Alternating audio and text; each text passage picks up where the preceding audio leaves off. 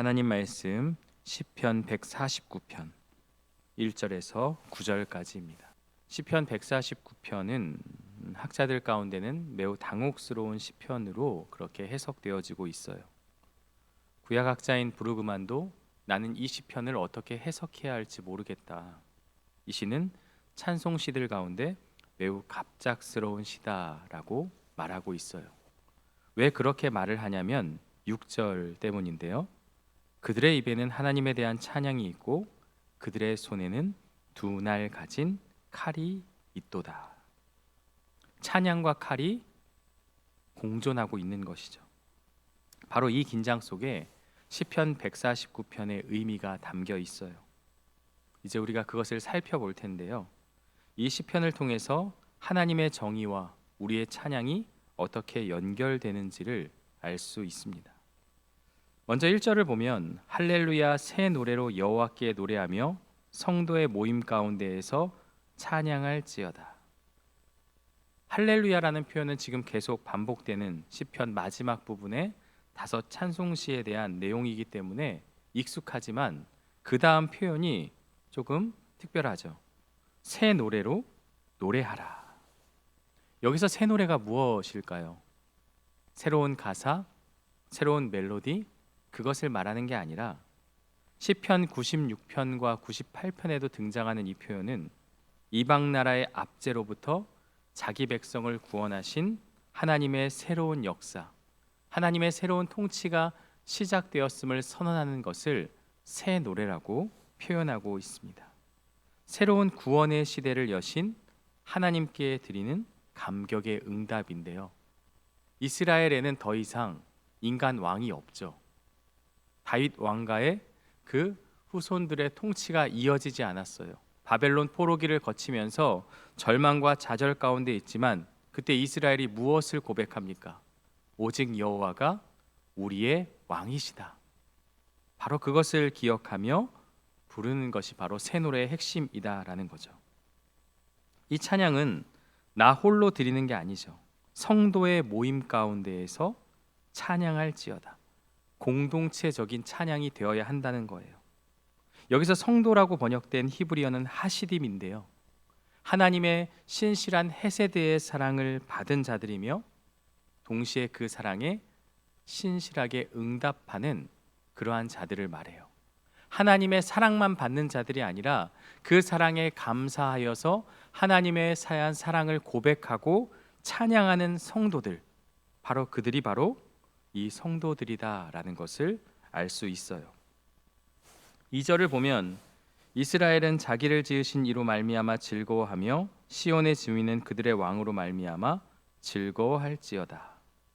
개인의 구원을 넘어서 이스라엘과 시온의 주민이라는 언약 공동체 전체가 부르는 노래입니다. 여기서 지으신 이, 이스라엘을 자기를 지으신 이로 말미암아라고 나와 있죠. 이 지으신 이는요, 일반적인 인간 창조가 아니라 이스라엘 민족을 형성하신 것을 가리킵니다.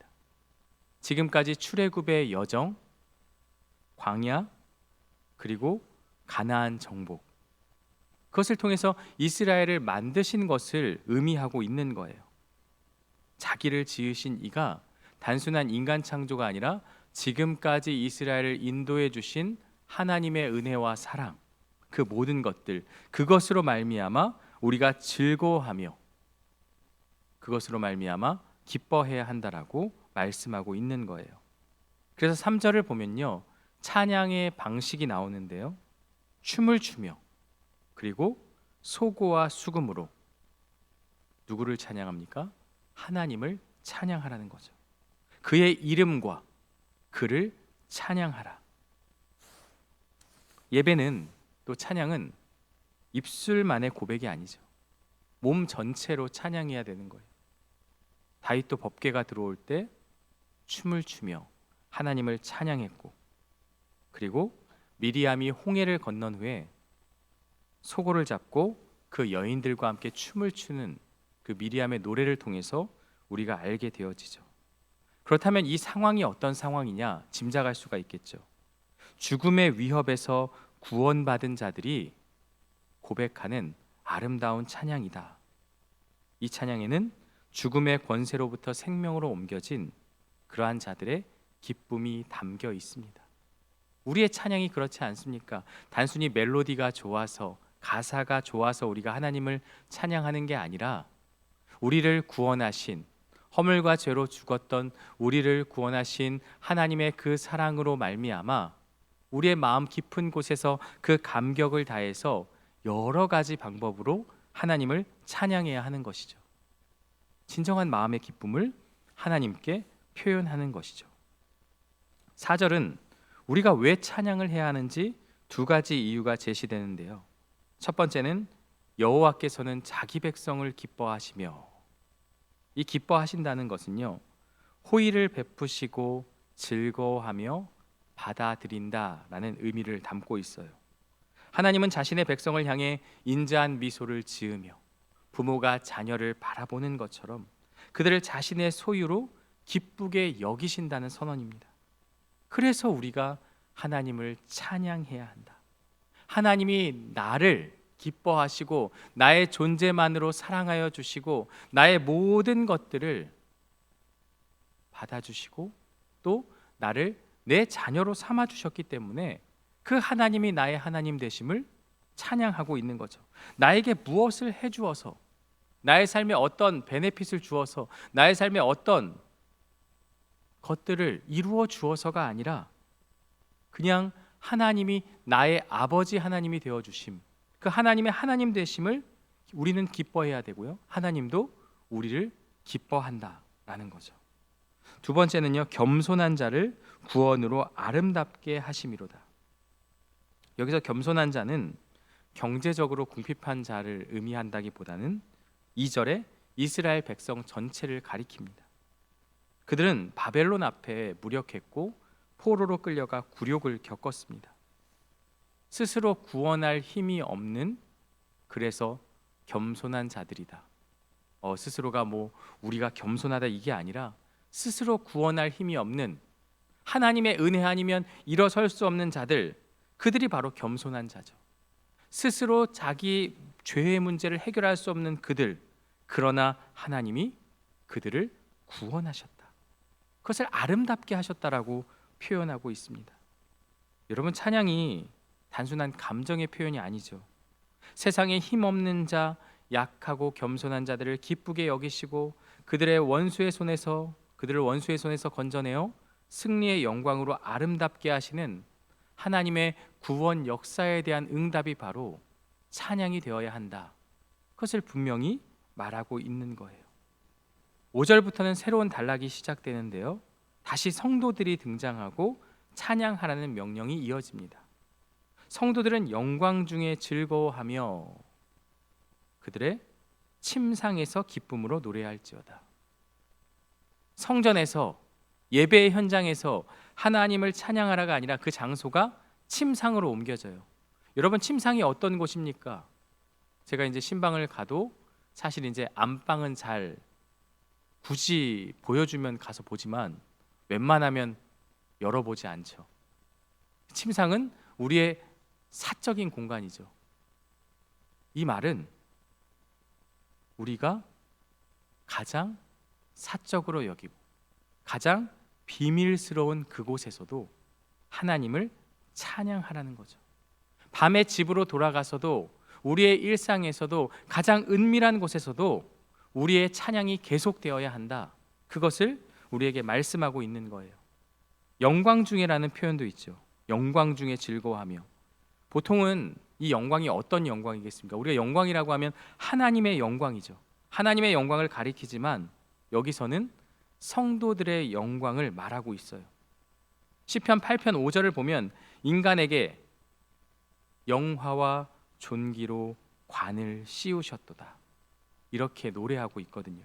하나님의 형상으로 지음받은, 우리 스스로가 영광스럽다가 아니라 하나님의 형상대로 지음받은 인간이기 때문에, 그래서 우리가 영광 중에 있다, 우리가 영광 가운데 있다, 하나님과 함께함을 통하여서 그 하나님으로 말미암아.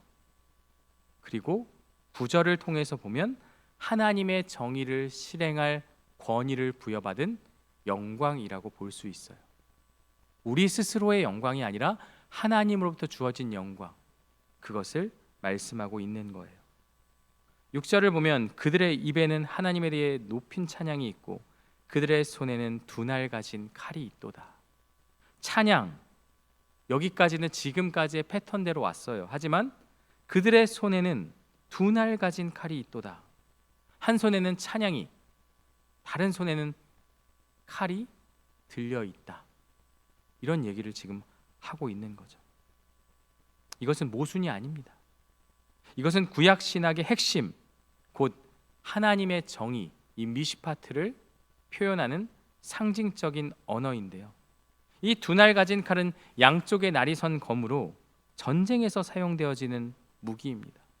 그럼 이 칼이 무엇을 의미하는지는 바로 7절과 8절에서 밝혀지는데요. 이것으로 문 나라에 보수하며, 보복을 말하는 거죠. 민족들을 벌하며 그들의 왕들은 사슬로, 그들의 귀인은 철고랑으로 결박하고. 먼저 여기 문 나라에 보수하며, 이 보복이라는 단어는 히브리어로 낙함입니다. 개인적 원한이나 복수를 말하는 게 아니에요. 이것은 창조 세계의 기본 질서와 균형을 깨트리는 자들에게 가하는, 하나님의 말씀을 대적하는 자들에게 가하는 하나님의 정의로운 심판을 가리키는 것이죠. 왕들과 귀인들, 이들을 사슬과 쇠고랑으로, 철고랑으로 결박한다고 말하고 있는데요. 억압하는 권력 구조죠. 포로기에 이스라엘이 사슬에 묶여서 끌려갔던 것처럼 이제는 하나님을 대적하고 하나님을 억압하는 자들이, 또 하나님의 성도들을 억압하는 자들이 사슬에 묶일 것이다. 이제 권력이 역전될 것을 의미하고 있습니다. 그러면서 9절에서 최종 목적이 선언되죠. 칼의 최종 목적이 무엇이냐? 기록한 판결대로 그들에게 시행할지로다. 기록한 판결이 무엇이겠습니까? 바로 하나님께서 시내산에서 주신 율법, 토라를 의미하는 것이죠. 토라는요, 단순한 율법이 아니라 정의와 공평을 말하는 하나님의 통치 원리입니다. 하나님의 정의를 실행하는 것, 이런 영광이 그의 모든 성도에게 있다. 그의 모든 성도에게 주어진 영광이라는 거예요. 우리가 하나님의 정의를 실현하고 그 말씀대로 나아가는 것이 바로 영광이다. 이렇게 말씀하고 있는 거죠. 성도의 가장 큰 영광은 하나님의 공의를 세상에 드러내는 데 있습니다. 찬양을 통해서 하나님의 이 통치에 참여하고 말씀과 기도를 통해서 그 공의를 실현하는 것이죠. 시편 149편은 억압받던 하나님의 백성이 찬양을 통해 세상의 불의를 심판하고 하나님의 정의로운 통치를 세우는 그 일에 동참하는지를 보여주는 승리의 노래입니다. 이제 이 말씀이 오늘 우리에게 주는 의미가 무엇인지를 살펴보고자 하는데요. 오늘 우리 손에 들린 두 날 가진 칼은 무엇이겠습니까? 그리고 본문이 정확히 정의하고 있지 않지만 우리가 이것을 말씀을 통해서 어떻게 생각해 볼 수 있겠습니까? 히브리서 4장 12절을 보면 하나님의 말씀은 살아있고 활력이 있어 좌우에 날선 어떤 검보다도 예리하여. 이 칼이 진짜 문자적으로 하나님을 대적하는 자들에게 우리가 이 칼을 붙잡고 가서 막 휘둘러라, 폭력을 써라, 이 말이 아니라 영적으로는 이 칼이 무엇을 의미한다고요? 하나님의 말씀을 의미한다. 이 문맥 안에서는 우리가 정확하게 파악할 수 없지만 히브리서의 말씀을 통해서 우리가 해석을 해보면 바로 이 두 날 가진 칼은 하나님의 말씀, 불의에 맞서 진리를 선포하는 살아있는 하나님의 말씀이다. 그리고 또 하나, 그 말씀에 근거한 이 불의를 향한 성도들의 간절한 기도가 이 두 날 가진 칼을 의미한다고 우리가 적용해 볼 수 있습니다. 교회가 세상의 불의와 어떤 부정, 어떤 부패 앞에서 침묵하고 타협할 때 우리는 손에 들린 칼을 스스로 무디게 만드는 것입니다. 교회가 세상의 가치관과 타협하지 않고 오직 하나님의 말씀 위에 굳게 서서 어떤 그런 과격한 방식이 아니라 말씀으로 살아가며 말씀을 삶으로 드러내고 말씀대로 행동하는 그 모습을 통해서 우리가 그 칼을 보여주어야 하는 것이죠. 하나님의 정의가 실현되도록 우리의 삶의 모습을 통해서, 우리 교회의 모습을 통해서 세상을 향해서, 세상은 이렇게 불의하지만 교회는 그렇지 않다. 세상은 사람들을 어떤 그런 재산으로, 학식으로, 어떤 그런 가진 것으로 판단하고 차별하지만 교회는 그렇지 않다. 연약한 자들도 수용하고 포용하며 함께한다. 이 모든 것들이 말씀 위에 굳게 서서 살아가는 것이죠. 그리고 또 하나가 약자들을 위해 흘리는 눈물의 기도야말로 이 시대를 향한 가장 날카로운 두 날 가진 칼이 될 수 있습니다. 오늘 우리에게도 이 두 날 가진 칼이 있죠. 하나님의 말씀이라는 분명한 진리의 말씀이 우리 가운데 주어져 있고, 그 말씀에 근거한 간절한 기도를 통하여서 세상을 변화시키고 내가 속한 공동체를 변화시키고 내가 속한 그곳에 하나님의 정의를 실현할 수 있게 되는 것입니다. 또 하나 중요한 사실을 기억해야 하는데요, 이 강력한 칼의 능력이 누구에게 주어졌습니까? 세상에 힘있고 강한 자가 아니라 사절이 말하듯 겸손한 자, 고통받는 약자들, 바로 우리들에게 주어진 것이죠. 혹시 세상 속에서 우리가 너무나 약하고 소외되고 무력하다고 느끼고 계십니까? 바로 그 자리가 우리의 찬양이, 우리의 말씀이, 우리의 기도가 가장 큰 능력을 발휘하는 순간임을 믿으시기 바랍니다.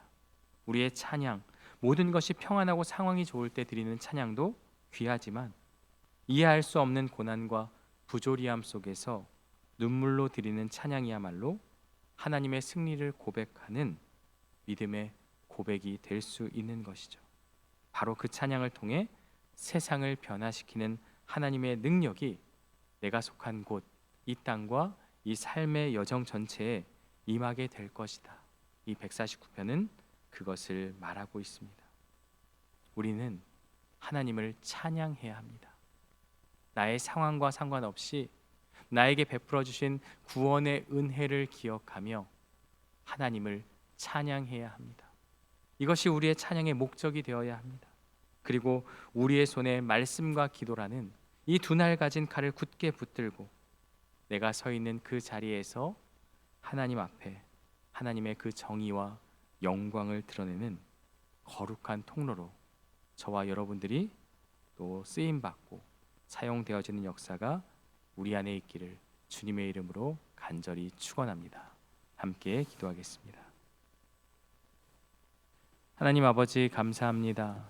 시편 149편의 말씀을 통해서 하나님을 찬양하고 또 우리가 말씀과 기도를 통하여서 하나님의 정의를 이 땅 가운데 드러내야 함을 살펴보았습니다. 환난과 고통 가운데 있던 이스라엘 백성을 구원하여 주시고 그 출애굽과 광야 여정을 통해서 그들을 훈련시키시며 가나안 땅을 선물로 주셨지만 우상 숭배와 여러 가지 죄악으로 말미암아 하나님의 마음을 아프게 하였고 끝내 비참한 자리에서 포로 생활을 겪으며 하나님이 우리 가운데 있지 않음을 그들은 느꼈지만 그러나 여전히 사랑하시는 그 하나님, 우리의 왕 되시는 하나님을 발견한 이스라엘을 통하여서 오늘 우리의 모습을 마주합니다. 우리 역시도 죄로 인해서 계속되어 하나님의 말씀을 떠나 살아갈 때가 많이 있지만 그러나 분명한 것은 우리를 구원하신 그 하나님을 찬양하는 우리의 삶의 모습이 되게 하여 주시고 삶의 자리에서 하나님의 정의를 실현하는 그러한 도구로서 살아가는 우리 모두가 될 수 있도록 인도하여 주옵소서. 세상의 부조리함과 어떤 권력 세계 그리고 여러 가지 차별과 여러 가지 혐오와 여러 가지 갈등과 분열 가운데서 우리는 말씀과 기도라는 분명한 그 두 날 가진 칼을 붙잡고 세상에 나아가 우리의 삶의 모습을 통해서 변화시키는 그러한 우리 모두가 되게 하여 주시고 그 일들을 위해 쓰임 받는 우리가 될 수 있도록 인도하여 주옵소서. 예수님의 이름으로 기도드리옵나이다. 아멘.